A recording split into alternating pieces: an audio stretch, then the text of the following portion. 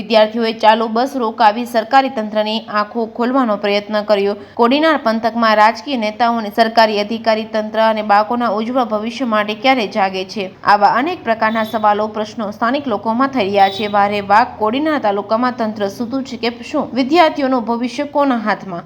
કોડીનાર તાલુકાના ગીર દેવડી ગામમાં શા કારણોસર બસ રોકવામાં આવતી નથી? વિદ્યાર્થીઓને મોટી મુશ્કેલીઓ વેઠવી પડે છે। વિદ્યાર્થીઓનું ભવિષ્ય કોના આધારે ભણવા માટે કોડીનાર જાય છે? કલેક્ટરને ફોન કરી બોલાવી હતી ગીર દેવડી બીજા ગામમાં 10-10 ઠેકાણે બસ રોકવામાં આવે છે। કયા કારણે અમારા ગીર દેવડી ગામમાં કેમ બસ રોકવામાં આવતી નથી? વિદ્યાર્થીઓ ભણવા જાય છે અને એના માટે બસ મૂકવામાં આવે છે। તંત્ર ક્યારે જાગશે? શું તંત્ર આંખ આડા કાન કરે છે કે પછી તંત્ર ઘોર નિંદ્રામાં સૂઈ રહ્યું છે? સ્થાનિક ગામ લોકોની રજૂઆતો છે તાત્કાલિક ધોરણે આ ગીર દેવડી ગામમાં વિદ્યાર્થીઓ માટે તાત્કાલિક ધોરણે બસ સ્ટોપ થાય તેવી ગામ લોકોની માંગ ઉઠી છે। જે કેસી ગુજરાતી સાથે મહેશ વાછા, સોમનાથ।